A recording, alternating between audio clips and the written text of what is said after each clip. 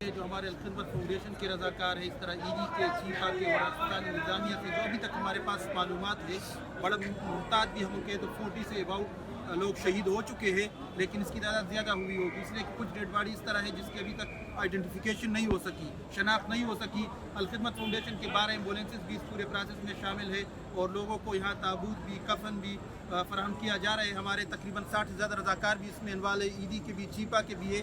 زخمیوں کی بہت بڑی تعداد ہے جن کو خون کی فراہمی اور جیدو کی ضروریات ہے، متعلقہ وارڈ تک ان کو پہنچایا جا چکا ہے، لیکن بہت بڑا دھماکہ تھا، بہت سارے لوگ شہید ہو چکے ہیں، کچھ کا تعلق پشاور سے اور کچھ کا اس طرح دیگر ڈسٹرکٹ سے بھی۔ ہم نے اپنے ایمبولینسز کو بھی اور رضاکاروں کا ہے کہ وہ ہنگو اور دیگر اضلاع تک بھی ان شہداء کے ساتھ چلے جائے، لیکن بہرحال روٹین سے بڑی تباہی ہے اور بڑے عرصے بعد پشاور شہر جو ہے وہ بہت بڑی مشکل کا سامنا کر رہا ہے۔ ہمارے رضاکاروں کو ہم نے کہا کہ وہ جب تک یہاں ایک بھی ڈیڈ باڈی رہی، ایک بھی شہید کی جو وہ ہے جسد خاکی رہے، وہ لوگ یا رضاکار ہمارے موجود رہیں گے۔ ہم کوشش کر رہے ہیں کہ جتنی ممکن ہو سکے اس موقع کی نسبت سے وہ خدمت ہم انجام دیں۔ ان کے جمعے کا دن تھا، نماز میں اور مسجد میں یہ سانحہ ہوا ہے، تو اس وجہ سے زیادہ توقع ہے۔ زخمیوں کی تعداد بھی 70-80 سے اباؤ جو محتاط ہے وہ اس سے زیادہ ہوں گی اور کرٹیکل زخمی ہے۔